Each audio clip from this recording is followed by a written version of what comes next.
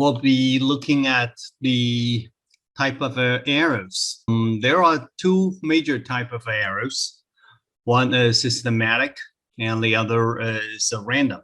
So systematic errors usually can be avoided, and it comes from experimental mistakes. So for example, if there is a problem with experimental design, if we have a wrongly calibrated pH meter, so remember every time when we use the pH meter, we need to calibrate it first, right? If we didn't calibrate correctly or with the right buffer solution, we'll get an offset in pH value measurement, and that could cause a systematic error. And for example, if we have a vacuum leak in the vapor pressure measurement, they'll cause the boiling temperature measurement not accurate. Other example will be poor thermal insulation in our experiment 3 in our bond calorimetry measurement, or impure sample in bond calorimetry, or wrong assumptions, or wrong theory. So if we have a wrong assumption and wrong theory, then the experiment can be totally wrong, and eventually the results can be quite off. It didn't happen very often for college experiment. However, wrong assumption or wrong theory can be fairly often for more advanced research, because in the advanced research, people are going into unknown areas. And a lot of time they will make mistakes in assumptions and the theories. The systematic error is characterized by a similarity for all measurement, magnitude, and sign. So if I have a wrongly calibrated pH meter, possibly all my measurement will be larger than the true value, and maybe larger for 1 or 2 units.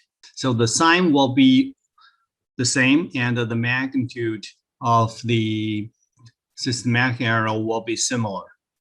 The strategy to minimize the systematic error is to correct the mistakes in the experiment, and after you correct that, your systematic error can be minimized or completely reduced. In your report writing, if you have a suspicion of certain systematic errors, then you will need to show the evidence that the errors have the similar magnitude and the sign, and you can, in your discussion, you can discuss about how to minimize or correct the systematic error.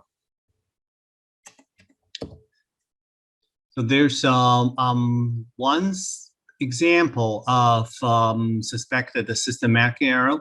So in our experiment 2, there'll be vapor pressure experiment. It's similar at this one. So if I'm going to calculate the ideal gas constant, R here, with a series of pressure and volume and temperature. So after several experiments, by varying these variables, you can determine that your gas constant is consistently lower than expected from literature. Then you may consider maybe there is a systematic error in your measurement. Let's look at the factors here. Which ones can cause the R to be lower than literature? So a pressure leak, or a volume miscalibration. Say our volume is actually larger, or a loss of moles during the experiment, or the temperature is actually higher. So which of these would cause the R to be lower than literature? So if I have a pressure leak, the pressure is actually lower than what I put into this equation, right? For example, my reading could be, I think the pressure could be 1 atmosphere pressure. However, it's only 0.8. In this case, when the pressure is point A, I actually input 1 into the calculation. Calculated R value is actually higher than the measurement R value.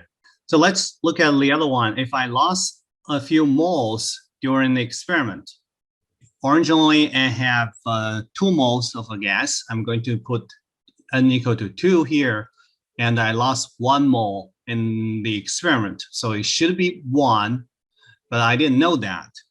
So I still put 2 in here. And so I calculate that, and what the R value is only representing 1.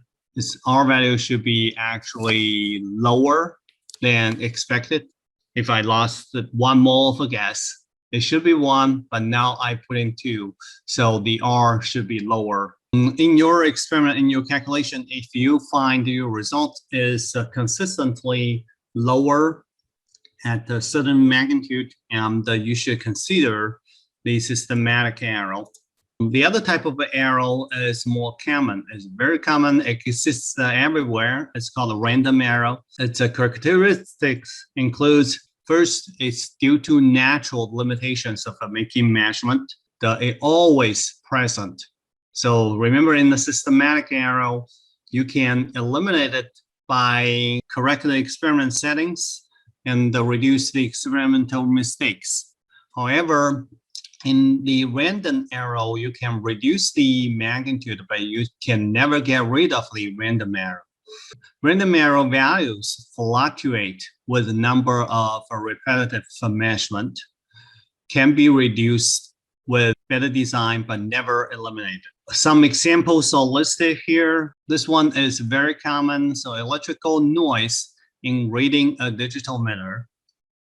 So anytime when there is any temperature fluctuation, the resistance value will fluctuate accordingly, and that will cause the electrical noise in the background that can never be eliminated.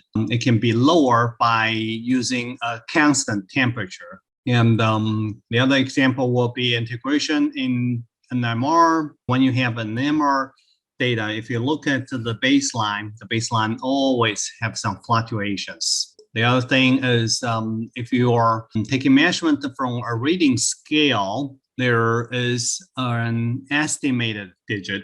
The significant figures in that will cause the random error as well. So solutions design experiment well, maybe use more accurate measurement in instrument. The other thing, when you don't have access to more accurate instrument, you would use multiple measurement to reduce that random error. And that you can also use accepted statistical method to estimate and report the random error.